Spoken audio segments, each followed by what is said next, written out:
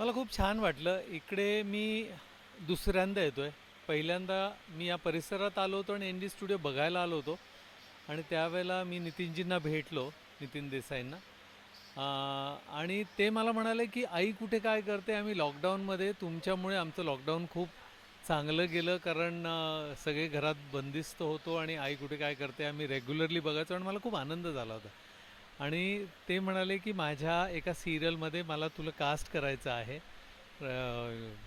राणा प्रताप ते करत होते आणि मी म्हटलं नक्की मी आई कुठे काय करते म्हणणं नक्की परमिशन काढून मी तुमची सिरियल करीन वगैरे असे आमचं बोलणं झालं. त्यांनी मला हा अख्खा स्टुडिओ दाखवला. तो सगळा स्टुडिओ बघितल्यानं मी भारावून गेलो होतो. म्हणजे अनेक सिनेमांमध्ये हा स्टुडिओ बघितला होता, भव्य दिव्य आणि ग्रेट कलाकार तर ते होतेच. तर ही एक त्यांची भेट आणि त्याच्यानंतर हे दुर्दैव जे घडलं त्याच्यानंतर खूप वाईट वाटलं की इतका उत्तम कलाकार आपल्या देशातला आंतरराष्ट्रीय दर्जाचा कलाकार आपल्यातनं निघून गेला आणि कुठेतरी त्याची कलाकृती ती तिथेच थांबली. पण शासनाने आता हा नवीन उपक्रम हाती घेतला आहे, स्टुडिओ नव्याने सुरू केला आहे, तो मेंटेन करतील. सामान्य पब्लिकला हा ओपन केलेला आहे. आता सिनेमे परत सुरू होतील. आता हा कार्यक्रम पण झाला तर इथे परत एक ऊर्जा आली. मला असं वाटतं माणूस जातो पण त्याची कला राहते कायमची आणि तो शरीराने जरी गेला तरी आत्म्याने तो आपल्याबरोबर राहतो.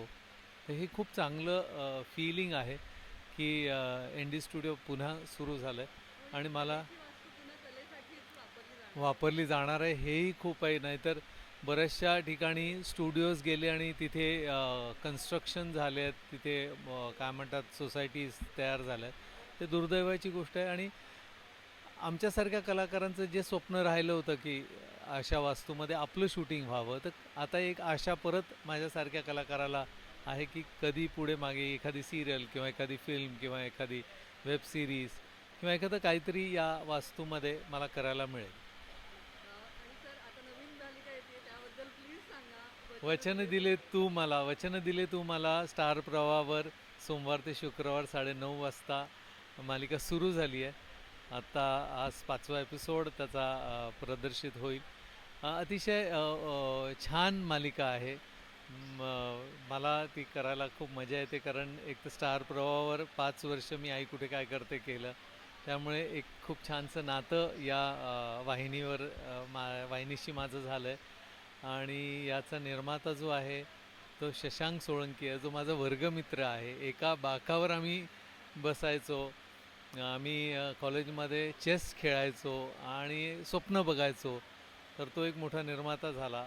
मी एक कलाकार म्हणून त्याच्याबरोबर काम करतो. मला खूप छान वाटतं. लोकांना आवडते. 5 एपिसोड्स खूप छान झालेत. पुढचे गोष्टही अतिशय इन्स्पायरिंग आहे. कुठेतरी आम्हाला पण ना मनोरंजनाबरोबर प्रबोधन करायला मिळतं आहे किंवा त्या लॉ कायदा याच्यातल्या पब्लिकला खूपशा गोष्टी माहिती नसतात. ती कदाचित या माध्यमातून लोकांपर्यंत पोचतील आणि छान वाटतं. आणि वकिलाची भूमिका आहे, काय आहे ते भूमिका कुठली आहे, काय आहे त्याबद्दल. एकतर माझे वडील पोलीस खात्यात असिस्टंट कमिशनर म्हणून रिटायर झाले. माझ्या मुलीनी सायबर लॉ केलं आहे, लॉशी संबंधित आहे आणि तुम्ही बघा तुम्हाला आवडेल. पण सर हर्षवर्धन जागीरदार, ॲडव्होकेट हर्षवर्धन जागीरदार तुम्हाला आवडेल असं मला मनापासून वाटतं. तर तुम्ही नक्की ही मालिका बघा. आई कुठे काय करते नंतर बऱ्याच वेगळ्या पण ऑफर आल्या असतील, मग त्यानंतर हीच मालिका निवडण्याचं काही विशेष कारण काय आहे? मी राजश्री प्रोडक्शनची मालिका तर केलीच, मनपसंद की शादी. एक तर राजश्रीबरोबर काम करायचं माझं स्वप्न होतं, ते माझं या मालिकेमुळे पूर्ण झालं.